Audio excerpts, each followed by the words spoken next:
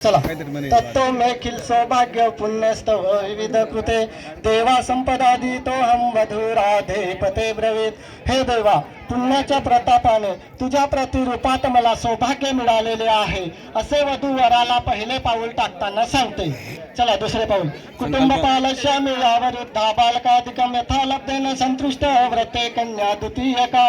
मी बालकापासून वृद्धावस्थेपर्यंतचे कुटुंबाचे पालन करीन आणि मला निर्वाहासाठी जे मिळेल त्यात मी संतोष मानेन असे कन्या वराला दुसरे पाऊल टाकताना सांगते।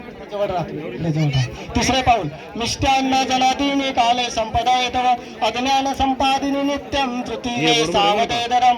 मी प्रतिदिन तुमच्या आज्ञाचे पालन करेन आणि वेळेवर गोड अन्न व शाखादी तयार करून देईल असे ती कन्या वराला तिसरे पाऊल टाकताना सांगते। चौथे पाऊल। शुचि शृंगार भूषाहं वाङ्मयस्य कार्यक्रम क्रीडा स्वामी त्वया सार्ध तुरीये सावधेदरम। मी शस्यतापूर्वक सर्व शृंगार धारण करून मन वाणी आणि शरीराच्या क्रीडाद्वारे तुझ्याशी क्रीडा करेल असे ती कन्या वराला चौथे पाऊल टाकताना सांगते। पाचवे पाऊल। दुःख धीरा सुख दुष्ट सुख दुःख विभागिनी नाहं परतरयामि पंचमे साब्रवीधरम। दुःखात धीर धरून सुखात प्रसन्न राहणारी मी तुमच्या सुख दुःखाचे भागीदारीन होईन आणि कदापि वाईट काम करणार नाही याप्रमाणे ती कन्या वराला पाचवे पाऊल टाकताना सांगते। सहावे पाऊल। सुखेन सर्व कर्मामि करिष्यामि गृहे तव सेवा यच्छामि बंधुना संस्कृती तथा यत्र अहं तत्र नाहं वच्चे प्रिय क्वचित नाहं प्रियेन वच्याहि कन्येसाठी पते ब्रवीत। मी तुझ्या घरातील सर्व कामे सुखरूप करेन तसेच सासू सासऱ्याची सेवा दुसऱ्या संबंधाचे सत्कार करेन।